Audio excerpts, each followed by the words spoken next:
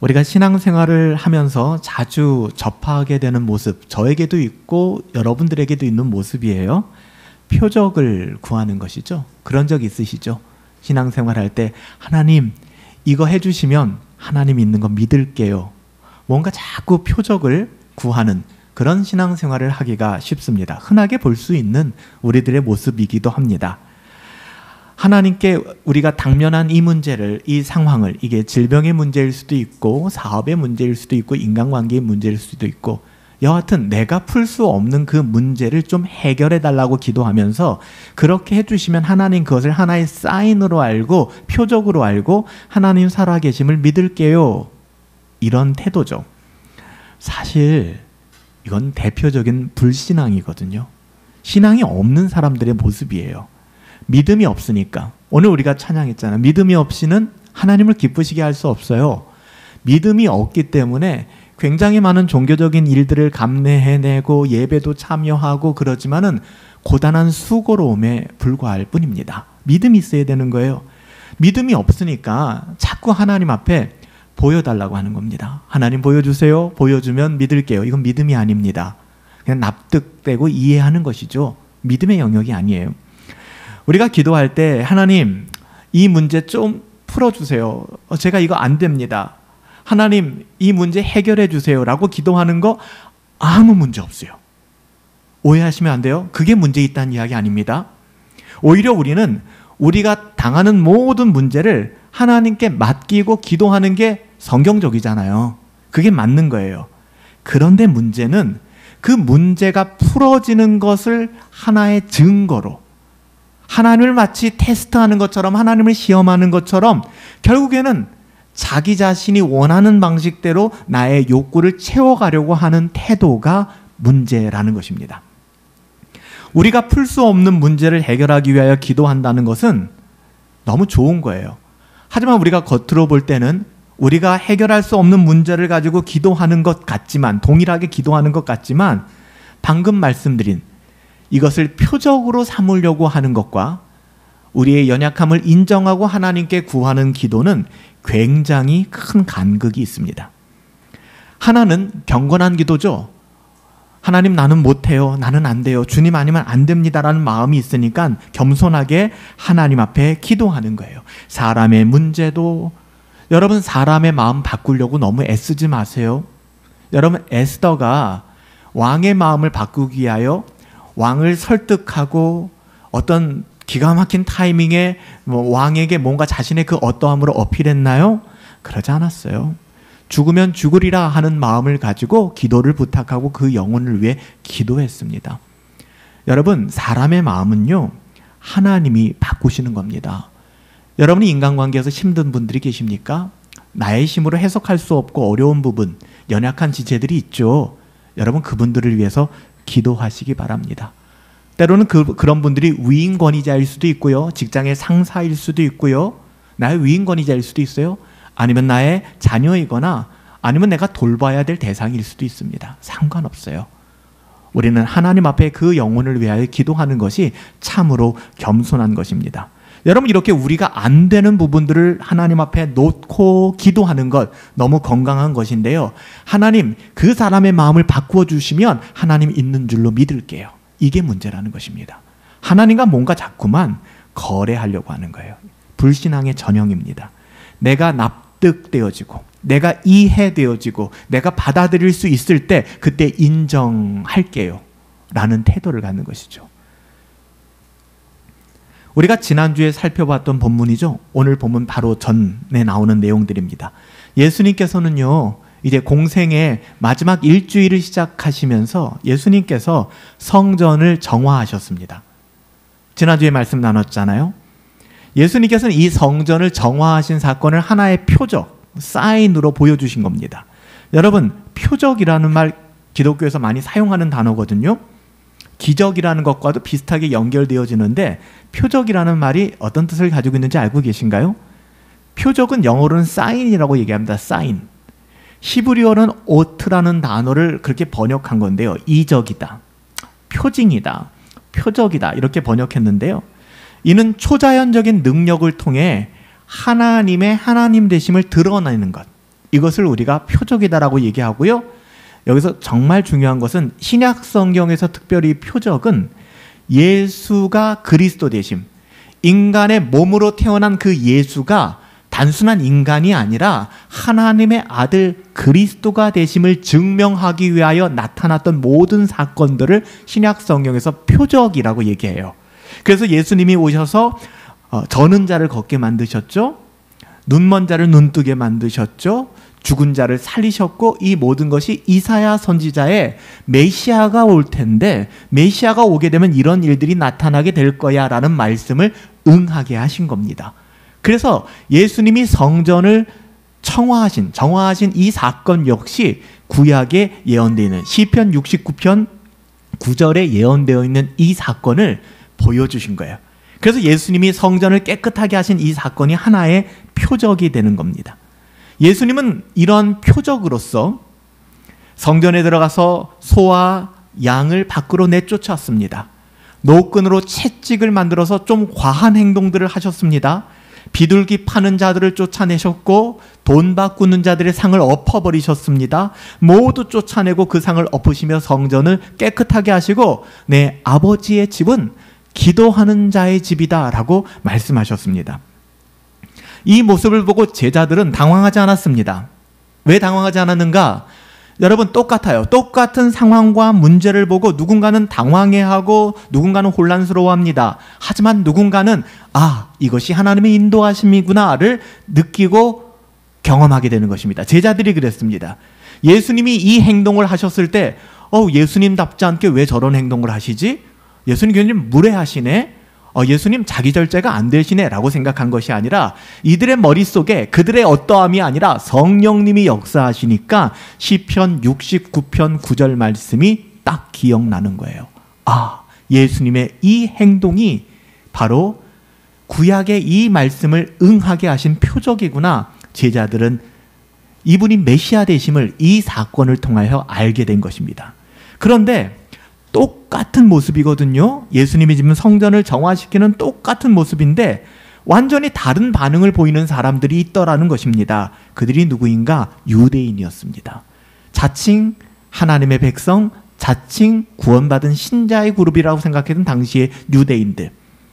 그들은 오늘 본문 말씀이죠. 예수님 앞에 뭐라고 말씀하는가? 예수님께 우리에게 표적을 좀 보여주십시오 라고 요청하고 있습니다. 참 놀랍지 않나요? 지금 예수님이 표적을 보여주고 있는데 예수님을 이해하지를 못하는 거예요. 그러니까 이들이 우리에게 당신이 메시아면 표적을 좀 보여주십시오.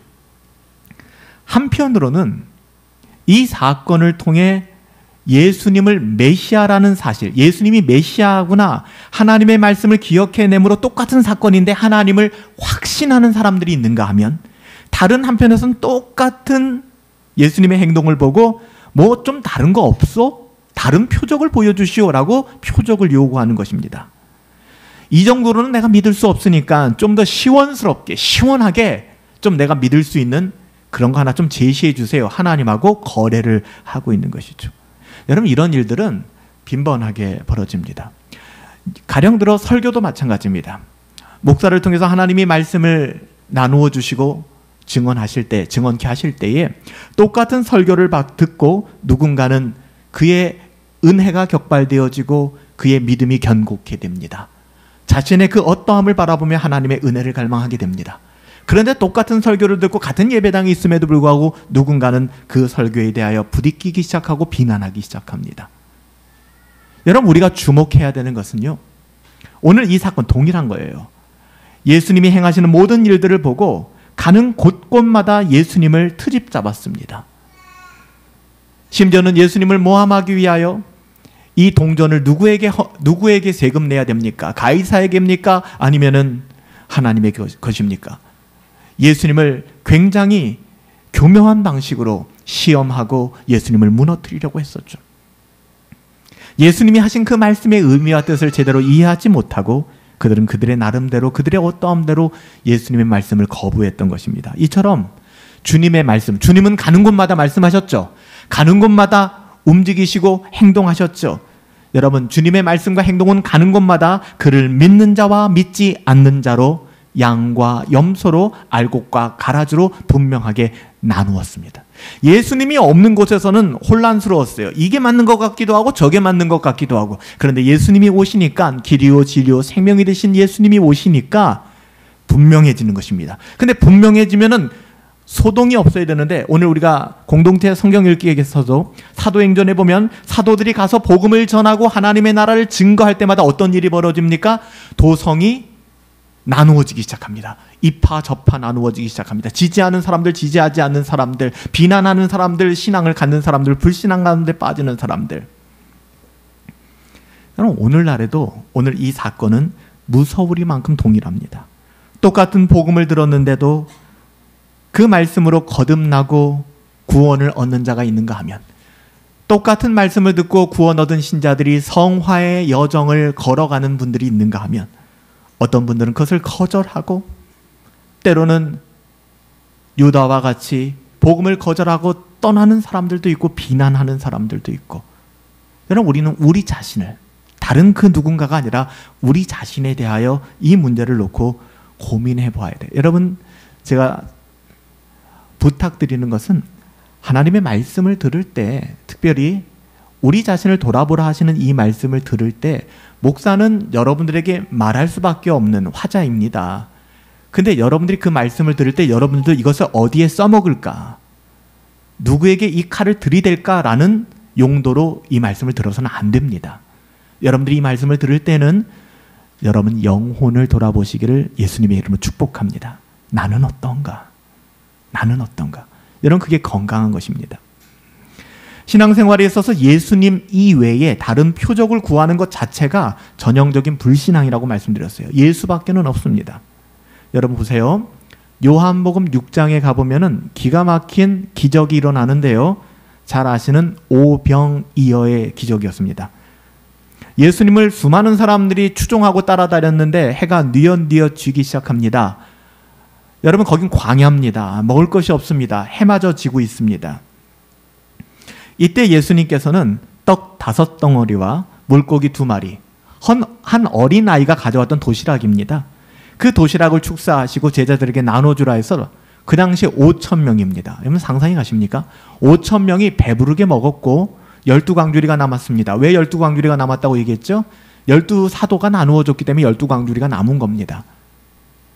놀라운 기적을 경험했습니다. 날이 어두워가고 먹을 것이 없는 빈들에서 떡 5덩이와 물고기 2마리로 5,000명이 먹고 12광주리가 남았다니, 그들이 배불리 먹었습니다. 그런데 그들이 배불리 먹고, 하나님의 놀라운 표적이거든요. 이 또한 그들이 뭐라고 얘기했는지 아십니까? 요한복음 6장 30절에 보면, 당신이 이제 무슨 표적을 보여 우리에게 당신을 믿게 하겠습니까? 이것이 바로 오병이어를 경험했던 사람들의 질문이었습니다. 아, 이분이 우리의 주가 되시는구나. 그리고 하나님께서 우리에게 말씀으로도 살게 하시지만 떡을 주셔서 우리의 줄인 육신을 먹이시는구나. 하나님 감사합니다. 이것이 아니라 당신이 이제 무슨 표적을 보여? 됐고요 하나님. 예수님 됐고요. 이제는 또 다른 무슨 표적을 보여 우리에게 당신을 믿게 하겠습니까? 이렇게 다가오는 것입니다. 여러분, 이게 문제거든요. 이렇게 표적이라는 것에 매몰당해서 신앙생활이 표적 중독에 빠지는 거예요. 오늘은 이런 표적, 내일은 저런 표적, 표적을 따라다니는 것입니다. 표적 증후군에 빠지는 거예요. 이런 분들은 습관적으로 하나님께 조건을 제시하고 하나님과 자꾸 거래를 하려고 합니다. 하나님 이거 들어주시면, 하나님 이 병 고쳐주시면, 하나님 나 여기 붙게 하시면, 하나님 나 이거 잘 되게 하시면. 좀 더 확실한 믿을 만한 것을 예수님 이외에, 예수님이 우리 앞에 계신데, 이미 말씀이 육신이 되어 우리 가운데 함께 하신 예수님이 우리 가운데 계신데 말씀도 거절하고 예수님도 거절하고 뭔가 좀 더 쌈박한 게 없네요. 목사님 성경도 알고 말씀도 알고 알겠는데 그거 별로 안 와닿고 우리 이웃 중에 누가 좀 다리 못 쓰는 사람이 걸었던 그런 역사는 없나요? 못 보던 사람이 우리 주변에서 눈을 뜨는 그런 일들은 없나요? 그런 거 보여주세요. 그런 거 보여주면 믿을게요. 오늘날에도 많은 은사 중심적인 교회들이나 표적을 따라다니는 교회들은 이런 일들을 많이 해요. 제가 신학교를 다닐 때도 어떤 전단지를 봤는데, 전단지죠, 어떤 기도회를 알리는 그런 전단지인데 무슨 병이 나왔다, 무슨 병이 나왔다, 무슨 병이 나왔다, 그냥 A4 한 장에 모든 병, 그냥 병원에 가세요. 병원에. 그게 본질이 아니라는 것입니다. 물론 예수님은요, 우리 하나님은 병을 고쳐주십니다. 병 낫기를 위해 우린 기도해야 합니다. 하지만 그것이 우리의 목적이 되는 것은 아니에요. 그리고 그 병이 나아야만 그것이 사인이 되는 건 더더욱 아닙니다. 죽을 수 있습니다. 여러분, 그렇게 따지면 존경하고 존경하는 경건한 목사님들, 목회자들, 아니면 경건한 성도들이 왜 세상 정말 허접한 인생을 살아가던 사람들도 안 걸리던 병에 걸리냐고요. 그리고 우리가 그토록 기도했는데 왜 그분들이 그렇게 쓸쓸하게 인생을 마감하냐고요. 여러분, 이걸 표적으로 삼으면 안 돼요. 하나님 우리 목사님 병 고쳐주시면, 하나님 우리 집사님 병 고쳐주시면, 하나님 우리 권사님 병 고쳐주시면 하나님 있는 줄 믿을게요. 이렇지 않다고요? 여러분, 이런 태도를 갖기 때문에 우리 가정에 우리가 이해할 수 없는 병이 찾아오거나 아니면 내가 납득할 수 없는 일을 당할 때 우리는 시험 든다고 얘기하잖아요. 같은 말이거든요. 시험에 빠진다. 오병이어 사건 앞에서도 모세는 40년 동안 아침마다 만나를 내지 않았습니까? 당신이 메시아면 당신도 한번 그런 것 좀 해보쇼 라고 예수님께 이야기하고 있는 믿음 없는 사람들. 마태복음 12장에서도 서기관과 바리새인들 몇 사람이 예수님께 표적이라는 걸 구합니다. 그러니까 서기관과 바리새인들은 하나님을 너무 잘 모시던 사람들이잖아요. 성경에 대해서 박식한 사람들이잖아요. 그런데 그들에게 성령이 임하지 않으시니까 예수님을 잘 몰라요. 그러니까 예수님한테 자꾸 보여달라는 거예요. 뭔가 보여달라는 것이죠.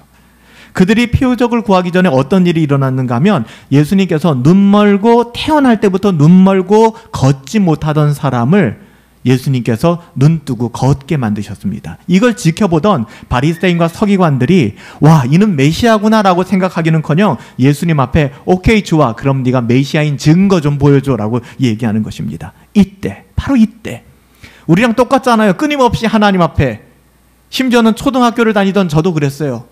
그냥 초등학교 시절에 학교 늦게 갈 때 하나님 계시면 하나님 뒷문이 좀 열려있게 해주세요. 앞문으로 들어가면 지각하니까 뒷문이 열려있으면 하나님 계신 겁니다. 장난스럽게.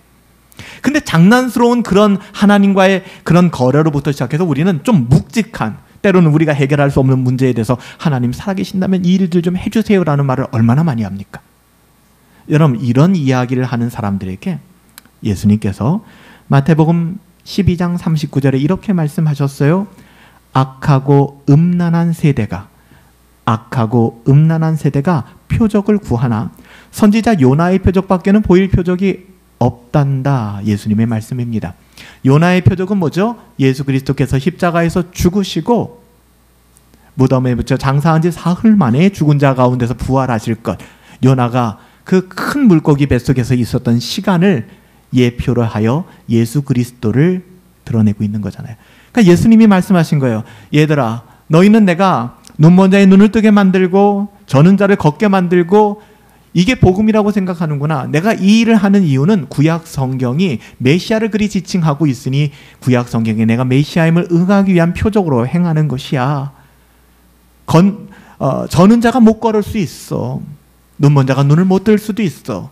이것이 신앙이 없고 있고의 문제가 아니야 라고 말씀하시는 거예요. 그럼에도 불구하고 끊임없이 유대인들과 바리새인들과 서기관들은 예수님 앞에 표적이 나타나 있는데 그 표적을 구하는 것입니다. 이때 예수님 뭐라고 말씀하셨다고요? 악하고 음란한 세대구나. 이와 비슷한 상황이 마태복음 16장에도 나오는데요. 여러분, 여기서도 바리새인과 서기관들이 하늘의 표적을 구합니다.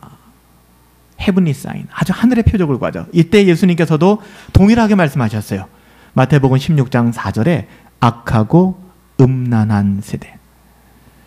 오늘 설교 제목을 제가 왜 이렇게 정했는지 여러분 아시겠죠? 음란한 세대가 표적을 구한다. 표적을 구하는 게 왜 음란한 거야? 여러분, 좀 이런 표현이 이상하다고 생각하지 않으세요? 주님은 왜 이들에게 악하다, 이건 좀 이해가 됩니다. 근데 음란하다라고 말씀하셨을까요? 악하다는 것은 좀 인정할 수 있겠는데 왜 음란하다고 하셨을까? 여러분, 악한 것은요, 특별히 성경에서 악하다고 하는 것은 하나님을 대적하고 하나님을 믿지 않는 것, 하나님을 대적할 뿐만 아니라 나를 숭배하는 것을 성경은 악하다라고 얘기합니다. 성경은 바로 이것을 악한 것이고 모든 악의 근원이다라고 얘기를 합니다. 히브리서 3장 12절에 가보면 히브리서 기자가 이렇게 이야기합니다. 형제들아 너희가 삼가 혹 너희 중에 누가 믿지 아니하는 악한 마음을 품고, 그러니까 믿음이 없는 마음은 믿음이 없구나가 아니라 그 악한 거라는 겁니다. 믿음이 있으면 좋은 거고 믿음이 없어도 그저 그런 거지 그게 아니에요. 믿음은 있어야 하는 것이고 믿음이 없는 것은 악한 것이다라고 얘기합니다. 형제들아 너희는 삼가 너희 중에 누가 믿지 아니하는 악한 마음을 품고 살아계신 하나님에게서 떨어질까 조심하라, 염려하라 라고 얘기하는 거예요. 여기서 음란하다라고 한 것은요, 그냥 우리가 음란하다라고 얘기하면 단순히 육체적인 성적인 죄만을 생각하는 경향들이 있는데요, 여러분 그렇지 않습니다. 사람들이 음란한 것과 같은 마음의 상태에 있다라고 얘기하는 거예요. 음란한 것과 같은 마음의 상태. 여러분 우리가 결혼을 합니다. 결혼하신 분들, 또 결혼하실 분들, 결혼하셔야 되는 분들, 결혼 생활에서 음란한 것은 뭡니까? 자기 배우자가 아닌 다른 사람에게 마음을 주고 그 사람과 육체적인 관계를 맺는 것, 우리가 이것을 간음이다라고 얘기합니다. 육체적인 것뿐만 아니라 마음도 마찬가지입니다. 여러분 결혼 생활에서 음란이라고 하는 것은 자기 배우자로 만족하지 않는 것입니다. 자기 배우자로 만족하지 않기 때문에 눈이 돌아가는 겁니다. 그러기 위해서 음란하다라고 얘기하는 것은 육체적이거나 정신적이거나 마찬가지인 것입니다. 따라서 영적인 면에서 음란함이란 하나님만으로 만족하지를 못하는 겁니다. 예수님이 떡하니 눈앞에 서 계신데 태초에 말씀이 계시고 그 말씀이 육신이 되어 우리 가운데 거하심에 우리가 그의 영광을 보니 독생자의 영광이고 은혜와 진리가 충만하신 분이 우리 앞에 서 계신데 다른 표적을 구하는 거예요. 그 표적 따위가 뭡니까? 우리가 이해할 수 있는 방식에 어떤 기적을 좀 행해 주세요. 그래서 하나님께서는, 우리 주님께서는 음란한 세대가, 하나님 한 분으로 만족하지 못하고 견눈질하는 그 세대가 하나님 앞에 표적과 기적과 이사를 구한다라고 얘기하는 것입니다. 계속해서 내가 원하는 표적을 구하는 것이죠. 표적 내가 원하는 걸 구합니다. 내 키가 좀 더 크게 해주세요. 내가 이런 질병이 있는데 기적처럼 다음 진료 때 가서 나았습니다 라는 얘기를 좀 듣게 해주세요. 이런 것들을 하나님과 이야기하기 시작하는 거예요. 여러분 자족함이 없는 거예요. 살아도 주를 위하여 살고 죽어도 주를 위하여 죽나니 사나 죽으나 우리는 주님의 것이로다 라는 마음이 없으니 살면은 땡큐, 죽으면은 그건 안 돼, 이게 되는 것입니다. 그건 자족이 없는 거예요.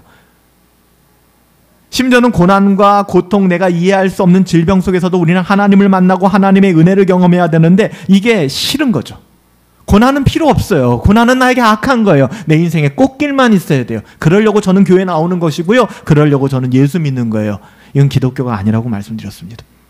기독교는요, 우리가 이해할 수 없는 모든 환경과 상황 속에서 오직 예수 그리스도로 말미암아 자족하는 것입니다. 우리 뜻대로 사람이 움직이지 않아요. 우리 뜻대로 일이 되어지지 않습니다. 예수님 믿으면 잘 된다고요? 다 잘 된다고요? 그런 거짓말이 어디 있어요? 그래서 우린 자괴감에 빠지잖아요. 내가 신앙이 없나? 신앙 없는 거 아니에요. 신앙 좋으신데도 인간관계가 깨질 수 있어요. 신앙 좋으신데도 남편이 실직할 수 있고, 남편이 중한 병에 걸릴 수 있고, 아내가 어려움을 겪을 수도 있고, 부모님이 자녀들이 힘든 상황에 빠질 수 있어요. 우리의 신앙의 문제와 별개일 수 있다는 것입니다. 그래서 오병이어로 배불리 먹은 후에 사람들이 표적을 구한 것이잖아요. 우리 주님을 알아보지 못하는 것입니다.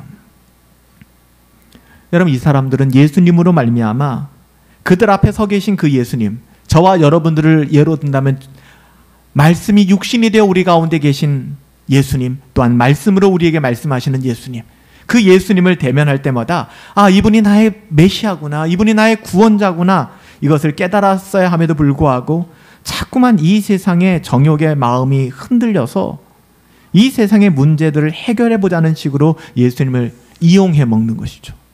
그러니까 신앙생활 잘하는 이유가 자기 인생이 좀 잘되게 하기 위한 목적으로. 여러분 이것은 끊임없는 우리의 씨름이에요. 그러니까 결국에는 뭐예요? 자신의 문제 해결의 도구입니다. 예수님이. 말로는 나의 주, 퀴리오스, 마스터, 로드, 나의 주님, 나의 주인, 나는 종, 이렇게 얘기하지만 절대 아니에요. 결국 예수님 까보고 까보면 내 안에 있는 예수님은 어떤 분인가? 내 문제를 해결하는 도구 정도로만 생각하는 거예요. 내가 원하지 않고 내가 듣고 싶지 않은 얘기 예수님이 하면은 마음이 힘들어지는 겁니다. 자기에게 유익이 줄 수 있는 수단 정도로 예수님을 생각한다면 여러분 우리의 신앙은 정말 어려워집니다. 오늘날도 마찬가지예요. 예수님을 이용하지 마세요. 그냥 예수님을 있는 그대로 하나님을 사랑하십시오. 하나님을 사랑하기 때문에 내 이웃을 사랑하고 민족을 사랑하고 국가를 사랑하고 열방을 사랑하세요. 여러분 이것이 없다면 우리의 신앙을 우리는 돌아봐야 돼요. 하나님으로 만족하지 못하는 마음, 음란한 마음입니다. 눈 멀고 말 못하는 선천적인 장애인을 고치신 것을 본 서기관과 바리새인들 역시 그 마음이 뭔가를 원하는 거예요. 이거 해줄 수 없어요? 저거 해줄 수 없어요? 하지만 이들에게 예수님이 뭔가를 해준다고 믿었을까요? 믿음은 그렇게 생기는 것이 아닙니다. 그들은 또 다른 표적을 구했을 겁니다. 만족할 수 없는 거. 그러니까 자족하지 못하는 거예요. 끊임없이. 여러분 우리가 납득해야 예수님을 믿겠다고요? 좀 시간 좀 필요할 것 같다고요? 절대 그렇지 않아요. Just do it. 바로 지금입니다. 지금 움직이는 거예요. 여러분 성경에서 예수님을 만난 모든 사람들이 시간을 두고 만났나요? 그 즉시. 심지어는 예수님께서도 그렇게 말씀하셨잖아요. 바로 지금, right now, 지금. 심지어는 내 아버지가 돌아가셔서 내 아버지 장례식을 좀 치르고 장례식 치를 아들이 저밖에 없습니다 하는 그 아들을 향하여 예수님께서는 성경에 뭐라고 말씀하십니까? 보여주시나 의도적으로 보여주신 거예요. 죽은 자는 죽은 자로 장사하게 하고 산 자인 너는 나를 따르라. 의도적으로 예수님 말씀하신 거라고요. 예수님이 불효자입니까?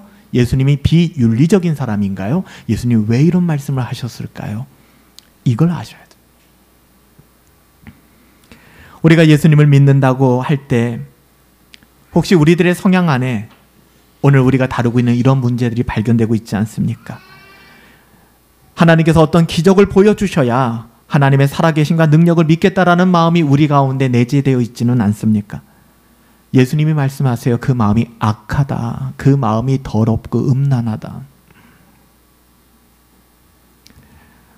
제가 오늘 여러분들에게 말씀드리고자 하는 요지가 바로 여기에 있어요. 주님이 말씀하시는 바, 주님이 지적하시는 바 악하고 음란한 마음, 믿지 않고 감사하지 않고 자족함이 없는 마음으로 표적을 구하는 사람들은 그저 그런 위치에 있는 게 아니라 굉장히 위험하다는 겁니다. 왜요?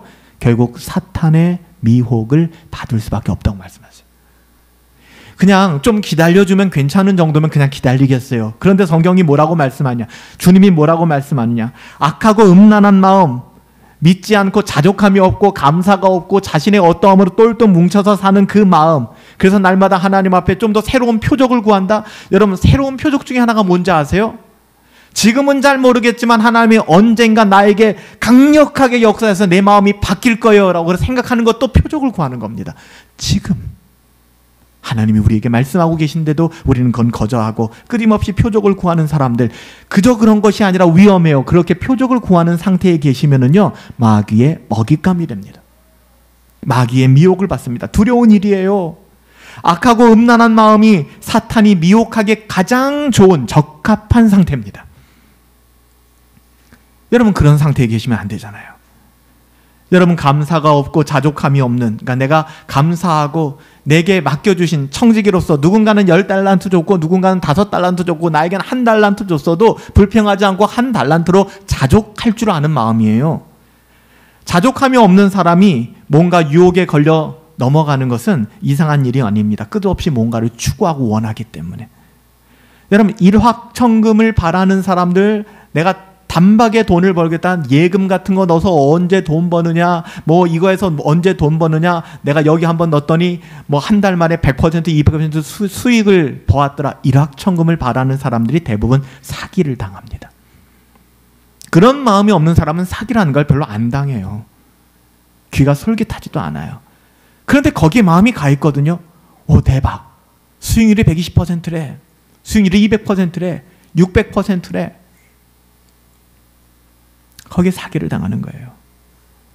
여러분 바로 영적으로 이렇게 표적을 구하는 상태, 예수님도 아니고 말씀도 아니고 표적을 구하는 상태는 사탄의 미혹당하게 굉장히 최적화되어 있는 상태입니다. 그러므로 사탄이 이들을 미혹하고 그들이 미혹에 빠지는 게 이게 자연스러운 일이에요. 표적을 구하는 자들에게 주님께서는 표적을 드러내지 않으셨습니다. 의도적으로. 성경 어디든 보세요. 표적을 좀 보여주세요 하는데 예수님이 아유 믿음 없는 자식들 야 봐라 한 번도 없습니다. 예수님이 정말 그냥 길을 가시다가 만나는 그 사람, 물론 예수님 의도하셨지만 수가성 여인도 마찬가지고 이렇게 역사하시지 사람들 다 군집해서 모아놓고서 보십시오 내가 메시아임을 증명하겠습니다 보세요 짠 이런 짓 안 하셨다는 겁니다. 그런데 우리는 거기에 관심이 있어요. 선물을 준 사람이 관심 있는 게 아니라 선물에 관심을 갖는 거예요. 여러분 이때 마음이 좀 안 좋잖아요. 내가 누군가에게 선물을 줬는데 그 사람이 선물을 준 내 마음은 별로 생각하지 않고 뭐예요? 어떤 거에 그 선물에만 관심을 가질 때 우린 마음이 상하게 되어 있습니다.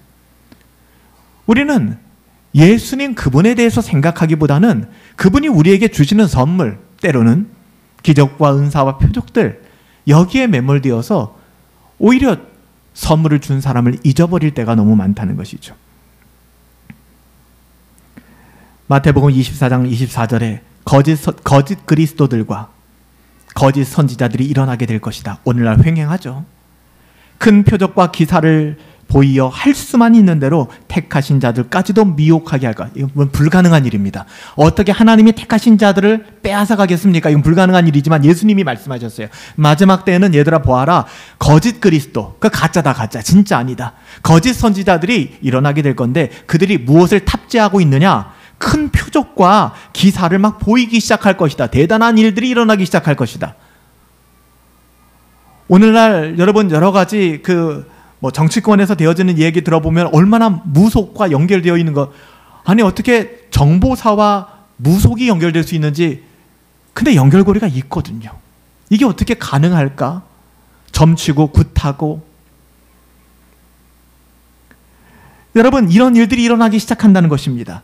심지어는 뭐라고 얘기해요? 택하신 자들까지도 미혹당할 만큼. 그러니까 여러분들 큰 표적과 기사, 와 기가 막히게 맞추더라. 여러분 이런 거 따라가지 마세요. 어떻게 알았지? 기가 막히게 맞추더라. 어머. 여러분 귀신이 알까요? 모를까요? 알아요. 귀신과 마귀는 여러분의 지난 날들에서 꿰뚫고 있습니다. 할 수 없는 것은 여러분의 미래를 맞추진 못해요. 이건 성경적인 이야기입니다. 귀신이 여러분들의 과거를 맞추거나 여러분들의 어떠함을 맞추는 일은 너무 쉽게 할 수 있는 일입니다. 여러분 이런 것에 미혹돼서는 안 되는데 우리는 용하다는 점집, 심지어는 기독교인들조차도 토정 비결을 보거나 아니면 연말에 점집에 가거나 여러분 있을 수 없는 일 아닙니까? 주님은 표적을 구하는 자들에게 표적을 주시지 않았습니다. 하지만 거짓 그리스도, 거짓 교사, 거짓 선지자들은 그들의 요구대로 표적을 보이기 시작합니다. 미혹되지 마세요. 예수님이 말씀하셨잖아요. 내가 너희에게 보낼 것은 요나의 표적. 2000년 전에 우리를 위해서 십자가에서 죽으시고 장사된 지 사흘 만에 죽은 자 가운데서 부활하신 것, 이것으로 enough, 충분하다. 다른 거 구하지 말아라. 말씀하시는 거예요. 미혹되지 마세요. 사도 바울도 데살로니가 후서에서 데살로니가 교회를 향하여 이렇게 얘기합니다. 악한 자의 임함은 사탄의 역사를 따라 모든 능력과 표적과 거짓 기사와 불의의 모든 속임으로 멸망하는 자들에게 속히 임할 것이다. 속지 마세요. 속지 마세요. 그러므로 여러분, 기적이 나타나는 것은 항상 옳고, 난 기적까지는 바라지 않아 라고 생각하지. 내 마음이 막 뜨거워지고 내 마음의 감정이 막 카타르시스가 느껴져야 이게 내가 은혜 받은 거고, 그것도 잘못된 겁니다. 그러니까 뭔가가 우리 가운데 일어나고 반응이 나타나는 것은 옳은 것이고, 그것은 주님의 역사가 있는 것이고, 그렇지 않은 것, 드라이한 것. 그래서 우리가 성경을 공부하고 성경을 연구하고 이런 것은 굉장히 드라이하게 생각하고 막 기도하고 방언하고 예언하고 막 고치고 힐링 미니스트리 하는 거, 이런 것들은 굉장히 하나님의 신적 권위로 헤븐리 터치 사역을 한다. 그게 뭐예요? 전 그렇게라도 병 나았으면 좋겠어요. 아프신 분들 힘드시니까. 그렇지만 그것이 마치 하나님의 현현인 것처럼 여러분의 핸드폰 다 키셔서 핸드폰으로 여러분 좀 아픈 사람들한테 전화 거십시오. 제가 이 시간에 명합니다. 뭐 통신을 통해서 이런 일을 하겠다. 하나님의 기적이 일어났다. 그 모임이 용하다. 이건 용한 점집 찾아가는 거하고 뭐가 달라요? 그렇지 않나요? 이게 교묘하게 이단이라고 하는 것이 달을 이자에 꼬리 단자예요. 똑같아요. 근데 마지막에 가보면 이 꼬리가 다른 거거든요. 거기도 복음이 맞아요. 복음이 있어요. 그런데 예수님이 말씀하시지 않은 방식들을 자꾸만 통해서 우리를 힘들게 만드는 것이죠. 미혹하는 것이죠. 유대인들이 주님께 표적을 구하고 있습니다. 오늘 이것은 결코 그들의 진지한 신앙적 요구가 아니었습니다. 악하고 음란한 마음. 우리가 볼 때는 와 진짜 신앙 좋아 보인다. 모든 걸 다 이렇게 하나님께. 여러분 기도해야 될 때가 있고 순종해야 될 때가 있어요. 때로는 교회 어떤 섬김을 위하여 아니면 뭐 러빙보이스의 섬김 아니면 뭐 교회 경건한 사역들 동참하시겠습니까? 기도해 볼게요. 아니 뭘 기도해요? 이건 순종해야 될 영역이에요. 물론 그렇게 기도할게요 라고 말씀하시는 분들이 있다면 대부분 내게 아직 믿음이 없어서 하나님의 은혜를 구하며 할 수 있도록 기도해 볼게요 라는 게 그 마음이라면 그 맞죠. 그렇게 하셔야죠. 근데 우리가 혹시나 그걸 해야 되는지 말아야 되는지 내가 기도해 볼게요 라고 이야기한다면 우리는 대단히 착각하며 사는 경우들이 많아요. 그냥 하나님 한 분으로 만족하며 살아가야 되는데 마음이 너무 복잡한 거예요. 음란한 마음이 있는 것이죠. 재밌는 표현이 있어요. 불신자들에게 생기는 이런 여러 복잡한 마음들, 음란한 마음들, 하나님으로 만족하지 못하는 마음들을 잠언 기자가 이렇게 얘기했더라고요. 잠언 30장 15절부터 16절에 불신자의 악하고 음란한 마음을 이렇게 표현합니다. 제가 좀 공동 번역 쉬운 성경으로 읽어드릴게요. 거머리에게는, 피 빨아먹는 거머리 아시죠? 거머리에게는 달라고 보채는 딸이 둘, 아무리 먹어도 배부를 줄 모르는 것이 셋, 족하다 할 줄 모르는 것이 넷이 있으니 곧 지옥과 불로 채울 수 없는 땅과 족하다 할 줄 모르는 불이다 라고 얘기합니다. 그러니까 이것이 불신자의 마음인 거예요. 거머리에게는 달라고 보채는 딸이 둘이 있고 아무리 먹어도 남의 피를 빼먹어도 아무리 먹어도 만족할 줄 모르는 셋이 있고 지 배가 터져 죽는 한이 있더라도 족하다 할 줄 모르는 애가 넷이 있고 이 모든 존재가 음란한 세대거든요. 곧 지옥과 물로 채울 수 없는 땅 그리고 족하다 할 줄 모르는 불이다 라고 잠언 기자는 이야기합니다. 이게 음란한 세대예요. 이 사람들이 예수님 앞에 표적을 구한 것이죠. 이런 마음 상태로 하는 기도 하나님 응답하실까요? 여러분 이것이 정욕으로 쓰기 위하여 잘못 구하는 기도가 되는 겁니다. 그렇기 때문에 오늘 우리가 한 해를 거의 이제 마무리하는 다음 주일이 마지막 주일 예배거든요. 여러분 우리 자신 돌아봅시다. 우리 자신. 혹 우리가 하나님으로 만족하지 못하거나 2024년을 돌아보면 난 하나님으로 만족했나? 저도 부끄러워요. 저도 20점 30점이에요. 제가 20점 30점인데 정말이에요. 제가 20점 30점인데 여러분들 50점 60점 제가 여러분들을 왜 비난하겠습니까? 우리 말씀 가운데 다시 돌아서자고 하나님 말씀을 회복하자고 말씀드리는 거잖아요. 우리 자신 돌아봅시다. 하나님으로 만족하지 못하거나 하나님께서 지금 나에게 행하고 계신 방법에 만족하지 못한 하나님 왜 이렇게 내 인생을 인도하시지? 그런 마음들이 있다면 오늘 말씀을 통하여 내 마음에 음란함이 있구나. 이 음란함이 하나님을 향하여 만족하지 못하는 마음이구나. 그래서 우리는 더욱더 믿음을 구하며 하나님께 나아갈 수 있어야 될 거예요. 우리의 초점은 제가 기, 승, 전 뭘 얘기해도 우리의 초점은 예수 그리스도이어야만 합니다. 모든 기적이 표적이 아닙니다. 표적이 드러나고 있는 그 모든 핵심은 예수님이니까 사랑하는 성도 여러분 예수님으로 만족합시다. 예수님으로 풍성한 은혜를 누리십시다. 그 은혜 가지고 우리의 이웃을 내 몸과 같이 사랑하고 우리 이웃들이 불의함 가운데 어려움을 겪고 있다면 남의 일이라 생각하지 마시고 우리가 나서 함께 돕고 살아갈 만한 세상 우리 함께 정말 살아갈 만한 세상 그렇게 만들어갈 수 있는 교회 하나님의 자녀들 되기를 예수님의 이름으로 축복합니다.